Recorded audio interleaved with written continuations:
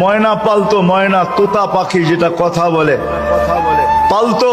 একদিন সকালে বাহির হইতেছে, ময়না বড় দামি হয়, অনেক দামি পাখি। তো বাহির হইতেছে, তো ময়না জিজ্ঞাসা করতেছে মালিক কোথায় যাবে? শিকার খেলতে যাব, শিকার জঙ্গলে। আমার ভাইদের সাথে দেখা হলে আমার একটা সালাম দিও। তো যখন জঙ্গলে ঢুকছে, তো যে দেখতেছে কতগুলা ময়না ডালে বসা আছে। তো নিজের ময়নাটার সালামের কথা মনে উঠছে, তো ডাক দিয়া কইতেছে, শোনো, তোমাদের মতো একটা ময়না আমার বাড়িতেও আছে,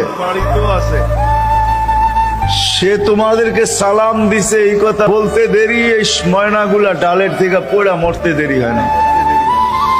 তার মন খারাপ হয়ে গেছে যে ওর সালামে এমন কি বিষ মিশানো ছিল যে এত দামি দামি 12-13টা ময়না মরে গেল। তো শিকার না খেলেই বাড়িতে চলে আসছে। তো ময়না জিজ্ঞাসা করছে, মালিক এত তাড়াতাড়ি ফিরলে, হাতে তো কোনো শিকার দেখি না। তুই কথাই বলিস না। বলে কেন? তোর সালামে এমন কি বিষ ছিল যে তোর সাথীদেরকে সালাম দিতে দেরি, একটু মরতে দেরি হয় নাই।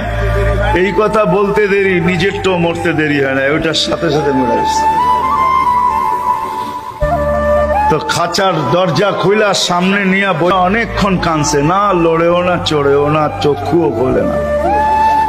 আর কতক্ষণ কানবে? বাস ওইখানে তো ওইখানে লাইখা যে উঠা দাঁড়াইছে ময়না, বাস উড়া চালে বসা গেছে। তো বলছে, এটা কি করলি?